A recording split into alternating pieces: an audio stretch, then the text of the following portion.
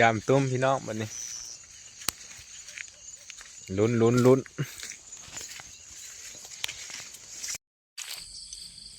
เอามาลุ้นแล้วกัน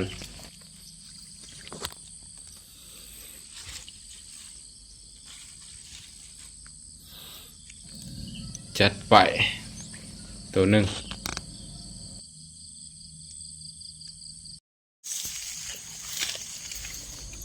หมายนี้หมายเด็ด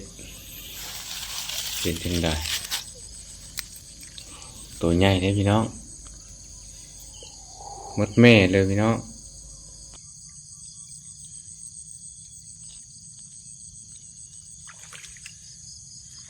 บรรยากาศ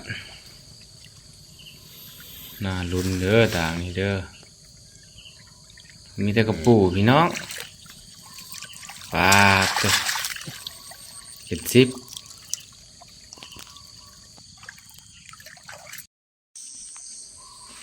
ลุ้นกันต่อมาลุ้นกันต่อจะเอเม็ดอิ่มซิมพี่น้องหมูมีคือเป็ดจังสั้นนะ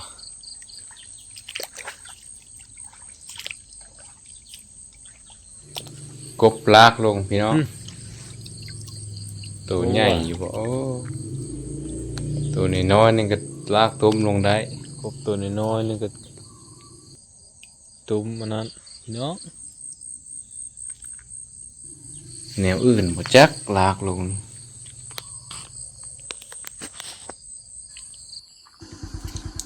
ลุ้นกันต่อพี่น้อง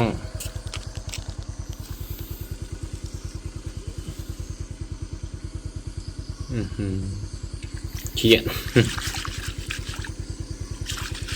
แม่นบ่ล่ะ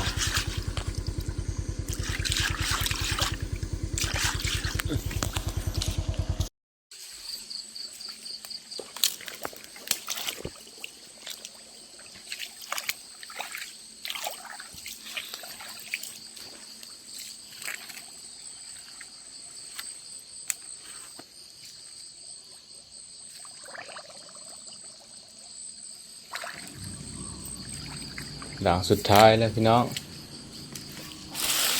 ลุ้นแล้วกันบ่มีฝากกดไลค์กดแชร์กด Subscribe ในเด้อ